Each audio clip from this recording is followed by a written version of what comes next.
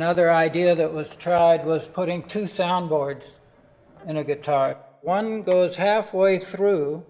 It's supported on little posts in 4 points inside, so it doesn't touch the sides of the body of the instrument and is freely vibrating in there. It also has a hole in the back. This was an idea of Aguado's. Lecote was the first one to make this particular invention. Several other builders also tried producing it.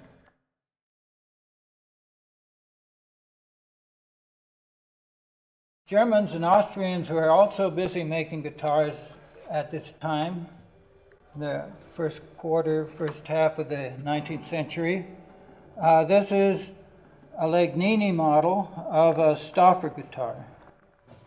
And you can see all Legnini models are not slope-shouldered, but this one is. One interesting thing about this guitar is that the soundboard does not touch the table or the belly of the guitar. It's off like a violin. The soundboard does not touch the violin body.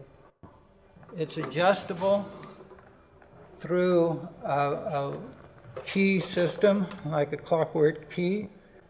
That was not really designed to remove the neck from the body so you could carry it easily, but rather to adjust the height of the string from the fingerboard.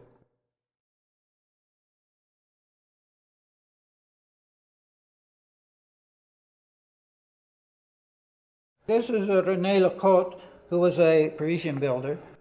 He built fine guitars, workmanship, but he also invented the closed tuning gears.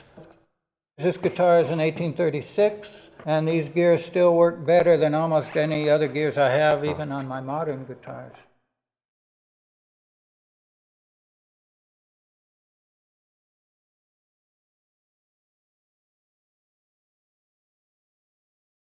A fairly early Martin, 1840s.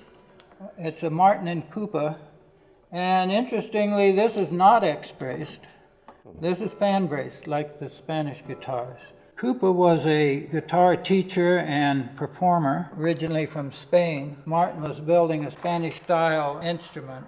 You can perhaps see some of the similarities in the shape of the instrument from a guitar made slightly after that in Spain and the one that Martin made in the US. It's interesting to note how much bigger the Martin guitars were becoming compared to many of the guitars produced in Europe.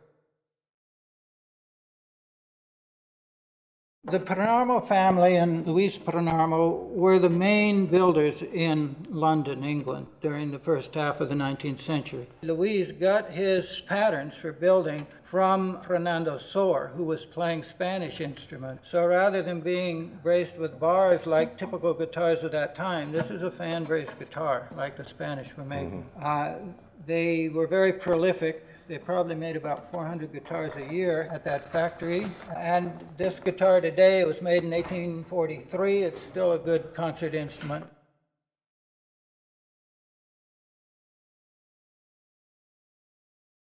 There are many other ideas tried and dropped, like pin bridge on this guitar and a scalloped fingerboard that this also has.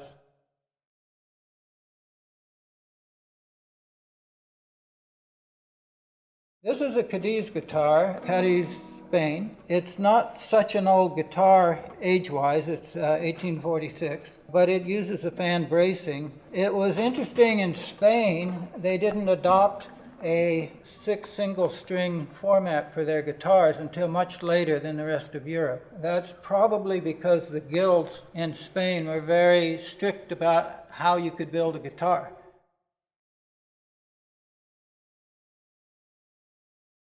Up until about 1850s, there wasn't a real standard for guitars. They all had their own idea of how to build. But with Torres came a standardized approach to building guitars that hasn't changed much from the 1850s to the present day. 7-fan bracing for his classical guitars, often with chevrons at the bottom. They all come to a convergence, if you extended their lines, to the heel of the sound box. And 650 scale length typically, though he did make smaller instruments.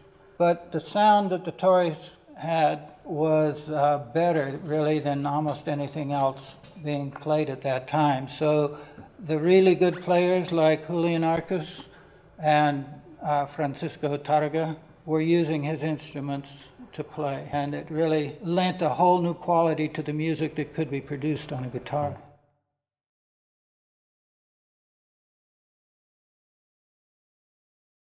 This is a Garcia, Enrique Garcia, again from Barcelona. This one is bird's eye maple. This is a very old Garcia, it's 1899, and it reflects the Madrid style of building, which is where he learned the trade. But then he moved to Barcelona and switched his style to a more Torres-sized instrument.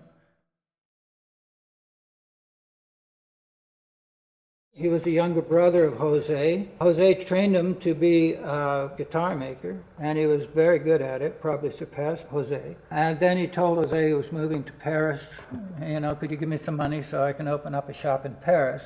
And he moved about 3 blocks down the road and opened this shop in Madrid. And after that, the brothers never spoke to each other again. This is a Manuel Ramirez guitar. They're hard to find anymore. It's got maple back and sides and a spruce front.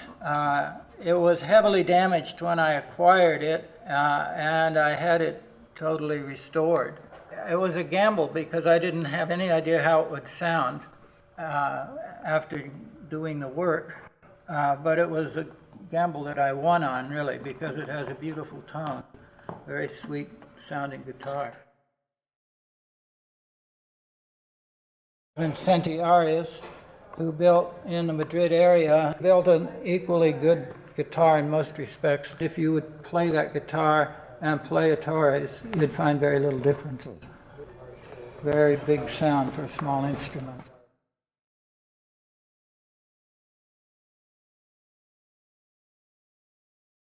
The Ramirez dynasty is still alive today in Madrid.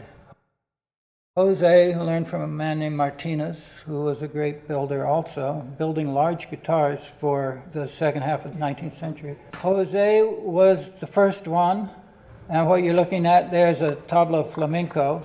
Built for the gypsies, it was built out of very cheap material. You can see the wide grain lines on it, and cypress back and sides, which are relatively inexpensive woods. So the gypsies didn't have a lot of money to spend on good instruments, but this was bright and loud and served a purpose. Most of them, of course, were used up and thrown away after a certain number of years, so just finding one at all is sort of a challenge.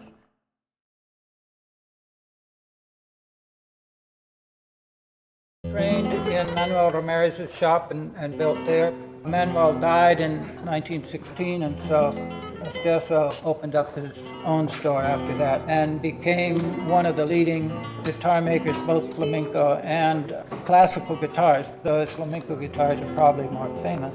This is one of the earliest labeled Domingo Estesos. It's 1919. This is cypress. It was a local growing tree. It was relatively inexpensive, but it's also a very bright sounding medium to build in.